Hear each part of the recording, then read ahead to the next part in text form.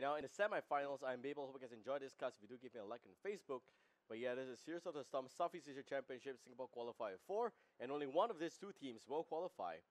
So that's it. Let's go into the draft right now. And on the left side of this draft, we have MOG. On the right, it's Salt. So the overlay will be changed. But that's it. Here we go. Okay. The map being decided by Salt again. MOG now with first ban on Sylvanas and first pick of Jaina. Salt with the first ban on Zeratul, picking up Tyrael and Uther. They really want to have the increased shield as well as Uther's single target burst heal. So that's where you have a very good composition between, or rather synergy, between Tyrael and Uther. Tyrael allows the team to survive a little bit longer with his shield, and if it's pumped up correctly, I think the talents will allow an increase of 2 times in terms of duration, and that's really important. For MOG, they don't have Zeratul for this game. They have Jaina. It's Tomb of the Spider Queen. This is a map that has teams' ability to rotate, to gank, and to punish the enemy. So MOG now. Down 1 game against Salt. Salt with 1 game up. They are just definitely able to win this next one. They've won this team before. They should be able to do so as well. But for MOG, now they need to win this one to bring it to the ace match. And they're just taking a little bit more time now to decide exactly how they want to play it.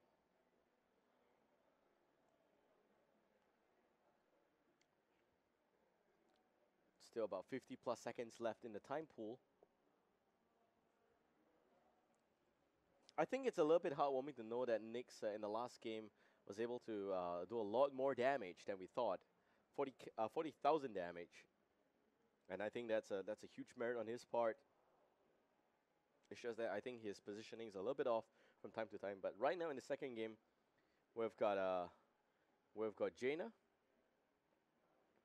And I'm thinking that they should actually go for 1 more tank. I think that support's okay, but no, actually you gotta go for Kilthus. Kilthus is asking for a long game. Now, if it's actually going to be a long game, maybe MOG has a shot here. Jaina, Kilthus, Feldstad. Salt picking the short maps again. Maybe they trained a lot on this map and they know exactly this is where they can excel.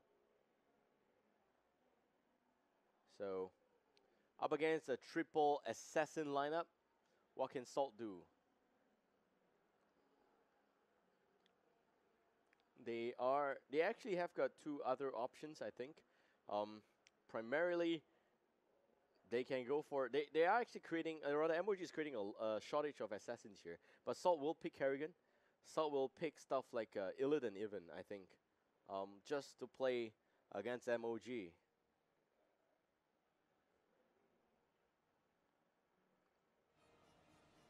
That said, you have Uther, Tyrael, lots of heal, lots of shield. Everybody has some bagel here. Bagels for everybody. That's it. Man. Both teams taking a lot of time here to decide. I would say that they should go for range damage. So range damage, you have Jaina gone. You should definitely go for Vala. But they're going Rhaegar for Salt.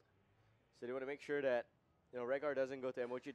Salt is trying to punish MOG for being greedy, for not picking up a healer. But they cannot possibly go for 3 supports. That's really insane. MOG, on the other hand, they have got all the damage, but they don't have good support right now. They should be going for Malfurion. Salt, there is no way they can go for Malfurion, unless you're trying to tell me the Twilight Dream is a viable pick here. Then you would be looking at Twilight Dream, Bloodlust, maybe a lot more damage from Salt, but they don't have the real assassin. Picking Tyrael up first with Uther may have been a mistake for Salt. It is going to be Vala. It's going to be really exciting if they give Vala to MOG as well. Borderline crazy. But here MOG needs 1 support. I'm thinking it's Malfurion. There we have it. Malfurion as well as the last one, a tank. Now tank, Alubarak is pretty okay. You've got Muradin, which is really good as well. Would say that Muradin is really going to counter Strafe. You lock down Vala, you make sure Vala doesn't have the ability to use Strafe, and then most of the AoE damage from Salt is gone. but it's going to be Johanna. Johanna also has got that extra effect, but it's slightly harder to execute. And you have Salt now with one more hero. It has to be an assassin. I am thinking that it could be Kerrigan. Kerrigan, Illidan. I think Kerrigan and Illidan both are pretty okay. You got Tyrael to jump in and maybe Uther to help a little bit. I think Illidan here should be a good pick, yeah. Although Illidan has been nerfed a little bit, but I think that he is still very viable in games like this. You've got a lot of dive comp here, so maybe just go full on dive. Rhaegar doesn't even need to go Ancestral Healing. It's going to be Kerrigan, so yes, it's going to be a little bit more divey than MOG's lineup. But Kerrigan's going to jump in, going to land a Primal Grass as well as the Impaling Blades. Then Tyrael has got a Judgment to lock down in place. Vala probably going to go for Strafe as well. And Uther, Rhaegar. Uther will be going for Divine Shield. Rhaegar should be going for Bloodlust, or maybe even just the Ancestral Healing. For MOG now, they've got a lot of poking damage. They got good sustain, they got good Johanna. They just need to make sure that whoever Tyrael jumps, Malfurion has the ability to save the poor soul from any other damage. Jaina has got Ice Block. No more Sprint, but has got Ice Block. So Jaina can still stay alive. And once MOG hits 16, I'm calling it MOG should win this game. They have a draft that's got a lot more damage. A lot more damage. And Tomb of the Spider Queen now. I would say that this is a gank map. Maybe Kerrigan, maybe Uther. Maybe Kerrigan and Uther can both lend some good stun. But 2 men. So waiting for an invite to the game before we start game number 2. And game 1 already Salt winning it really nicely. I think Haunted Minds they just had a bit of a poor rotation from MOG. MOG was just not able to get the cannon in the right time that allowed them to defend in the first one. Then Tanuki not checking the bush. Always check the bush. Man, you don't want to do that. That's a Tomb of the Spider Queen. Here we go. We've got 1-0 in favor of Assault Gaming. And this map is actually very small. It's a small map. You've got 2 turn-in points, a lot of room for ganks in the top as well as mid lane. Bottom lane, seems like it's going to be the specialist lane here. No Sylvanas in this game, but I think that you may still see a lot of a random rogue push happening in the bottom lane as well. We've got a total of 4 camps. 2 Bruiser camp, 1 Siege camp, as well as 1 Boss camp. The Boss camp is the main prize, but do note, if you haven't played since the last patch, this map now has changed. If you turn in a jam, the mercenary camps instantaneously disappear. So all you can do is you have to activate the camps first before you turn in the jams. And that forces teams to split up into 2 different squads. One Raptor squad to go in for the jam turn-in, and the other one to fall back and to take the mercenary camps. So that's it. Waiting for MOG to go into game. Just are now accepting the invite. But so far, score of 1-0. And we also have got the other semifinals nicely covered. In case you missed it, the VOD's going to be up within this week. And Ingenium will be the team qualifying. So yeah, within next week. My bad. So Zenden just told me he doesn't have the ability to finish the VODs today. But anyway, we're going to put the VODs up within next week. So I hope that you guys can catch that one as well. Ingenium versus One Last Chance. I think it's they played a lot of Bloodlust combos, but I think that the execution is just not clean enough at the end. Maybe some talent choices was a little bit questionable as well for Bloodlust comp for Rhaegar. It's not like Bloodlust completely out of the question, but it's just a little bit different. So now we need MOG in the lobby. Guys, get in.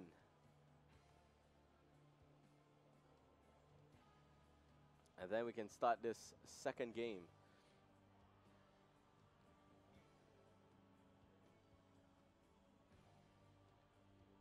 So Tomb of the Spider Queen is, I think it's the second last map added to the map pool here. Battlefield of Eternity, not seen yet between this series. But so far, if Salt is really gonna insist on picking maps, then they have the ability to call the shot. So what happens in the sense of map pick and first pick is that we do it slightly differently as compared to NA and EU.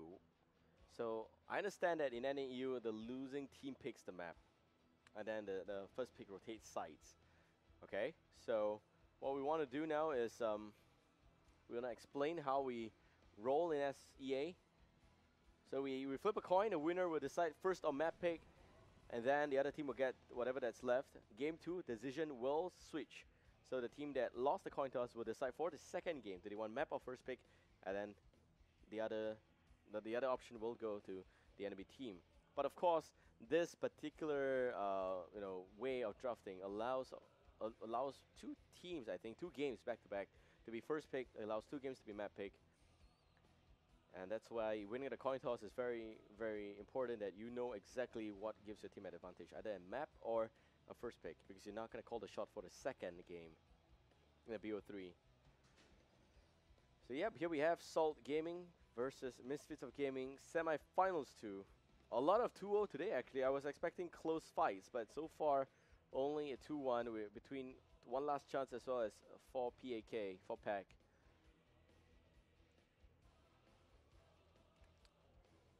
Top 8, ladies and gentlemen, of today. We've got Salt versus Misfits now. And only one team will qualify and win 500 Singapore dollars. So here we go. Tomb of the Spider Queen. Personally, don't really like this map a lot. The reason why I don't like this map a lot is that it tests the team a lot on rotation of movement. This is where it's important that the team moves as a whole, where you have the whole team moving in a very tight package. That guarantees kills. And kills denies jams, kills fulfills objectives. That's just it. That's it, ladies and gentlemen. Now, game 2 between Salt Gaming and MOG on the blue team. It is Salt Gaming. Slided by playing as Tyrell. We also got Oh Ha Young on to Uther, Kaigari as Rhaegar, Telstroll playing as Zavala, Quody there playing as what looks like Kerrigan, the Queen of Blades. And on the red team, we got Misfits of Gaming, MOG, Nyx playing as Felstash, Sheen on to Johanna, Vexi playing as Kelthas, Chusan on to what looks like a Malfurion, and Tanuki playing as Jaina. First choice of talents have been picked already, but it seems like we're going for what looks like an introductory gank. So both teams just playing it safe, dancing around a little bit, not committing for the kill just yet. And yep, checking the vents now, are we? Good job. MOG, they learned the lesson. Shin goes in, Kanam connects on 4. Tanuki now, again, a little bit of opposition. Quody jumping in some form of burst. Tanuki dropping to just about 50% health there. And I think that's going to summarize the first part of this engagement. Now going back into talents. We're going to see Regeneration Master up on Tyrell, as well as Composite Arrow up on Vala. We're also going to see Conjurer up on Uther, plus what seems like Sweeping Grass, which increases the range a lot. That's going to be a little bit more helpful for Kerrigan to land the reel in. And you also have got the Spirit Walker's Grace up on Rhaegar. Now for the red team, it's going to be Shando's Clarity that reduces Innovate's cooldown by 10 seconds. Now that's a lot actually. So that means that Innovate, it gives mana, it allows the ally to spam a lot more skill. That's really, really important for this map, in which you're gonna get gank a lot of times. You're gonna gank a lot more as well. Movement's important, so you don't want to always be tapping well, especially if you're losing in the early game and you lost the well in the mid lane. We also got Regeneration Master up on Johanna, as well as what looks like a Power Throw, Mana Addict, as well as Conjurer's Pursuit. So all of those seems pretty normal and consistent. Not much of anything surprising just yet. Just like I say, this is going to be a tank Tyrell with Regeneration up. Probably going to go for Amplify Healing as well in level 4. So that's a 19 gems, and hold that thought. Here comes some Blizzard connecting onto Sun. Not enough for a kill. Nyx doing a lot more damage. Shin now really not connecting. Well, pull back at the end. And we got no kills across the board just yet. But efforts have been made by both teams to just try and rotate and gank a little bit. It's just not translating to any kills right now. Vexi against Telstroy at the top lane. We got Shin against Sliderbite at the mid lane. And level 4 up for the blue team. So Salt now, slightly ahead in terms of EXP.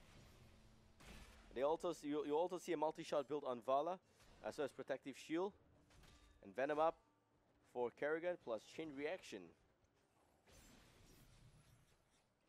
And it's actually a bit of a chemistry between Lightning Shield. So that's it, blue team pulling back. And for the red team now, you got Rampant Growth. That increases the initial heal of regrowth by 20%. You also got Loss of Hope, Gathering Power, Another Wind, and Snowstorm. Well, level 4 both sides, almost 4 minutes into this game, actually still about 50 seconds to that point. And you're looking at a red team with a slight level deficit here. Or rather, blue team with a slight level lead. They ganked a little bit. I think they denied a lot more EXP, so that's the main difference. So some rotations happening here. Nyx, Shusan, and Tanuki, all three at the bottom lane. Gary is going to be here. Hammerang's going to come out just to do some damage against the mercenary, against the minions there. Gary getting spotted out. Top team, or rather top lane, Vexi here. It may actually still be a gank against Vexi. Oh Ha-Yang going for the stun. There goes the stun. There goes the real in as well. Vexi goes down. Great gang by the blue team. And the red team now applying a lot more pressure at the bottom lane. Okay, Gary is going to be here. Slider Bite swings by. They're going to drop the tower first. Slider Bite going ham on Tanuki. But not enough for a kill, for sure. So 1 kill for the blue team. 58 gems in the bank already. Both teams playing very safely. Not enough roams, not enough ganks. So far, this team tests a lot of movement. So if you look at Falstad, he's just flying between top and mid and bottom lane. So they do get a bit of a push advantage in the bottom lane, down with the downing of 1 tower. That's it. Now we have some heals on Chusan. Chusan dropping. Chusan goes down. Second kill in favor for Salt Gaming. MOG. They are so close to qualifying. They're going to make sure that at least they make it all count.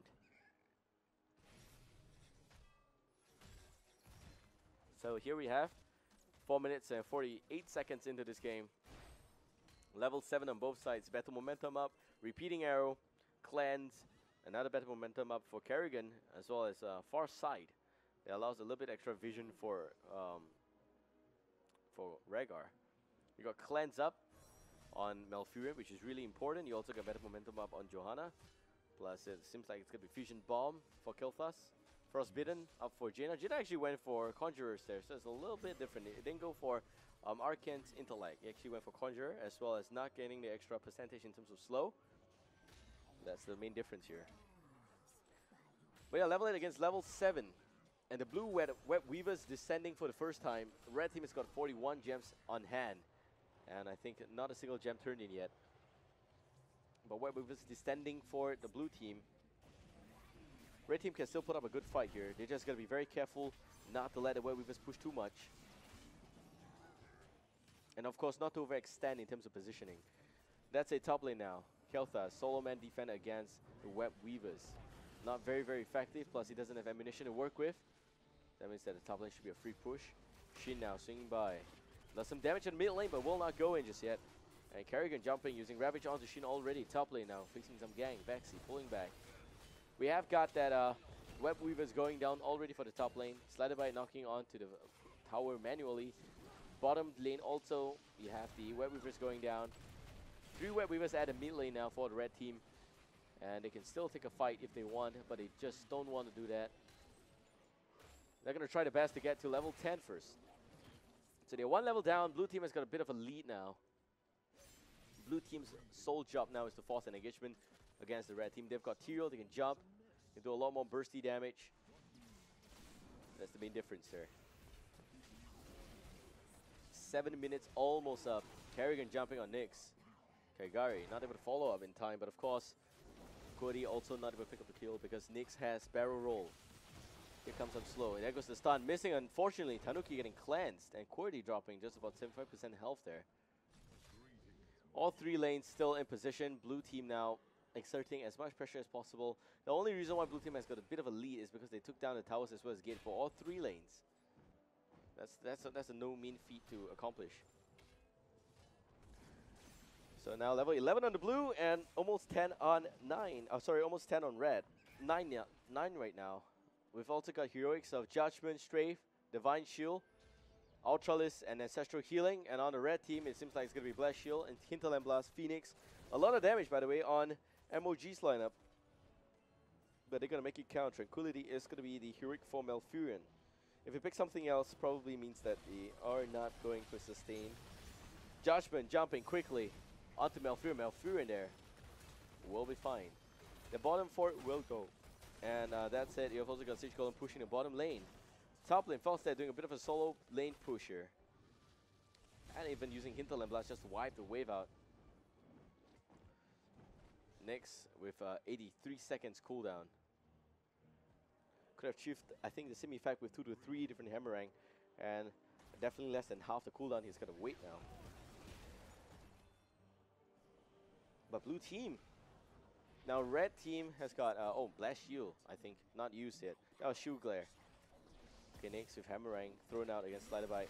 Shin needs to be careful. The whole team needs to move as a team. That's the difference here. The second set of Web Weaver coming up for the blue team. And 8 minutes 40 seconds. Shin, without 90 spawn, not able to clear the wave by himself.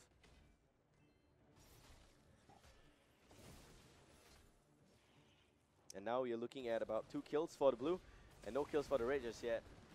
Shin leading the fray here, defending against the Web Weaver. Web Weaver probably going to go on a slider by looking for an opportunity here to jump on the Vexy. But red team MOG, they need to make sure that they remember they need to get level 16 before Kel'Thas can do a lot more. And Jaina also, the next target, needs to hit level 16 for Northern Exposure or Numbing Blast. Blast Shield, meanwhile connecting. And Shin, Condemn, connects. Squirty now dropping really low. Slider by swings by. Some form of shield happening again from Tyrael there. Whole team on the red is going to pull back.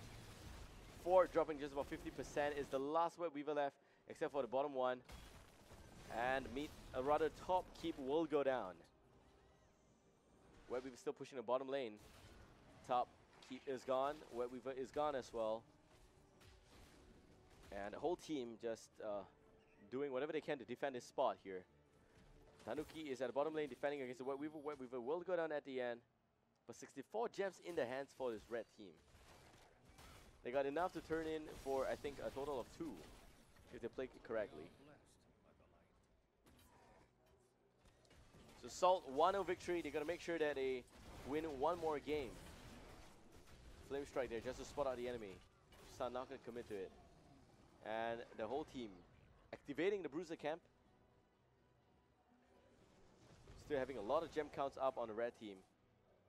Blue team 26 gem count, but not enough to summon the next batch of Web Weaver. If they do summon the next batch of Web Weaver, they're going to make sure that they at least capitalize on it. They push as much as possible. And so far, that's not necessarily the case. They were always on point in terms of getting the Web Weaver to come out, to spawn. But the problem lies in pushing down a particular lane in which they have not done that yet. But slowly and surely, red team is having a bit of extra lead here in this game 2 against MOG. Salt there, having a slightly better draft as compared to Misfits of Gaming. Red team turning in whatever coins that they have. Tanuki now a little bit of trouble there. And it seems like Clarence is going to save the day. Shin with a bit of a reel in. And Phoenix coming out. But still no kills. It seems like the Unstoppable actually didn't come with Tyrande or anything like that. It came with, it actually came with what I think is Malfurion. No, it's not. Malfurion doesn't even have the shield up. So that's fine. So right now 2 level up on the blue team. But the Unstoppable, I think, is a bit of a change in effect here. Hinterland Blast, wiping out the creeps, that's about it. And more Flame Strike. Red team has got everything they need to try and poke the enemy. A very spy tornado there, just blocking Shin from retreating. Shin not even going to connect the Condemn. Blue team pulling back, level 15 soon. And we only have 2 kills in what seems like a knife fight in a closet. This closet leads you to Narnia. It's exactly what my production team as well as my own team here said. This is a big closet. This is a hell of a closet. But yeah, it's the way the game is being played. I think both teams are just playing very passively. They're just not ganking, and that's the problem I have so far with both of these sides. Red team, I understand they're going to get level 16 before they can play properly, but to get level 16, they need 3 levels. They need to soak efficiently, which they're not even doing, because blue team is rotating so much more. And blue team, they will almost get level 16 soon, but not soon enough. So red team now with level 13 talents, Shrink Ray, Burning Wretch, Crippling Hammer, Flamethrower, Ice Block, And for the blue team, it is going to be Burning Ridge, Frost Shot, Shrink Ray, Sprint, and Healing Surge. So far, I think that the Rhaegar's build's kind of looks like it's a standard support heal Rhaegar, where you're looking at no ancestral healing, but looking at tidal waves, looking at him spamming a little bit more on his chain heal. Nyx now gonna try and fly away, will not get it up, will go down at the end. Here comes the Blast Shield, more stuns going down, more slows as well. Shin pulling back at the end, Vexy not even gonna commit onto the Flame Strike. And Wahayang dropping really low right now. Quiddy down to just about 10%, or rather down by 10% in terms of health. 10 seconds before Felstad respawns. The bottom temple, the bottom tower is gone. The mid temple and fort's getting hammered on by a huge influx of immigrant, rather, it's just crazy people. So yeah, here we have, I think about 3 levels lead for the blue team. Salt with 1 game up. And Quiddy missing the full-on combo. Hinterland Blast again, used to clear the crypts here. Nyx not really putting it to good use. Hinterland Blast again on 30 seconds, or rather 80 seconds cooldown. Water Elemental only 30. Red team has got every single heroic up for the count. Blue team, however, don't have that. I think they're just desperately holding the front, trying to defend, trying to get level 16. Shin with Punish. More of that shield glare. Quiddy missing the combo again. Vexy trying to burn up, or rather ignite, the Kerrigan, but will not get it off. So far, 3 kills to no kills. If checking on the damage chart, Jonah tank a lot of damage, just not enough. Uther healing about 22,000, as well as what looks like 8,000 maximum damage on the blue team, the team that is leading right now. That just shows how much they have been soaking, have been pushing lane. And Jaina has got about 13,000 damage, but it just managed to heal up in time. Blue team, bottom lane. Entry now. Sorry, try to catch my breath there. But now we got Web Weavers pushing all 3 lanes.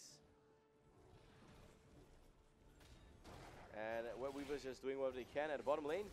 Quiddy dropping, Shin goes in, Condemn.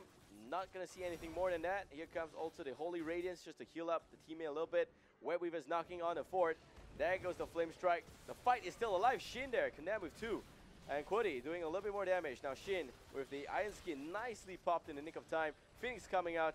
Not really necessary, but still preventive mechanic there, just to make sure that Shin doesn't go down. And also the blue team pulling back. Red team rotates to the mid lane to try and defend against another Web Weaver. The top Web Weaver still pushing as much as possible. And Nyx is there. But the bottom fort will go down. Red team has got all the gems in the world to make a lot of jewelry, but they're just not turning them in. And now we've got Web Weaver going down at the top lane as well. 18 against 15. Level difference pretty big. So level 16 Talent, Salvation, Blood for Blood, Benediction, Blade Torrent. Wow, okay. As well as Tidal Wave. So this is actually a bit of an increased range or radius for the Impaling Blades. That makes it a lot easier to combo, a lot easier to get multiple targets in the same area with Primal Grass as well as Impaling Blades. Now Red team with their very own level 16 talent, Hardened Focused, Imposing Presence. Imposing Presence is not even a right click build on any of those heroes there, but still Imposing Presence. We have got Overdrive, which is standard build for Felstad, and Ignite for the maximum damage coming out from Kilthus. And that's a Northern Exposure for a bit of a reduction in terms of what seems like a very possible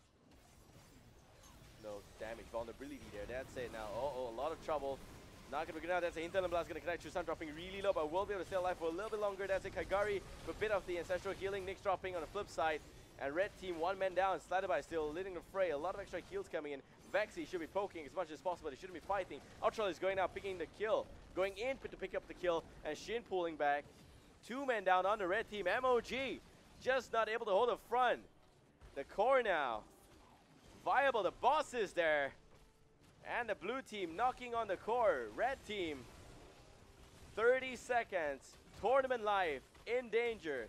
We're going to end Tomb of the Spider Queen with just 6 kills. But But that's besides the point. I think that Salt will qualify. Congratulations to Salt. MOG gets knocked out and will play in a bronze match. Salt on the flip side will be playing in the grand finals against Ingenium for seeding and prize money. So Salt finally 3 tries and they got it. Also, I think they're not the only team that tried 3 times, but they are the only ones that will go through. That's it. Let's now check in on the replay. So what happened here is that Sledabite was in position. Chusan was completely out of position. The whole team split into 2. The healer there tried to heal up a little bit, and I think he popped Tranquility already, but just not enough heals. That's it. I think it's actually Vexy landed a very nice flame strike, but the fight was just, you know, like I said, you have 2 tanks, but, oh sorry, 1 tank, Johanna. Johanna is not really effective in holding enemy behind, you know. Johanna's not able to do anything if they decide to walk past Johanna and to go direct to any of the backline heroes there. And that's the problem I have with that lineup there. You got Malfurion, very squishy, very dangerous. Felstad also pretty vulnerable, and also you have got the other one, which is Kel'Thas, very vulnerable hero that ultimately will die. But yeah, so that's it. Semifinals, it's over, and we're now going into the grand finals, in which we're going to see Ingenium versus Salt Gaming. They're going to be playing for a seat as well as for increased prize money, and that's it. Hope you guys enjoyed this cast. If you do, give me a like on Facebook. Really, really, really appreciate it. And if you have any comments for the cast, drop the feedback in the chat. If you like it, if you hate it, just let us know so that we can I can improve on it. Of course, constructive feedbacks are more than welcome. Shout out to sponsors Alienware, Intel, Fairfair sponsor Razer, as well as String Partner XSplit, and you guys for watching. Thank you very much for being here. We're going to be back with the grand finals. See you guys in a while. Sadi now dropping really low. There goes the Rill, and Sadi still in a lot of trouble. Quiddy swings by, Rilling goes down, and also down goes Sadi. And also Exquisite just down a little bit too much. Immortals pushing the top lane. Sanmara here.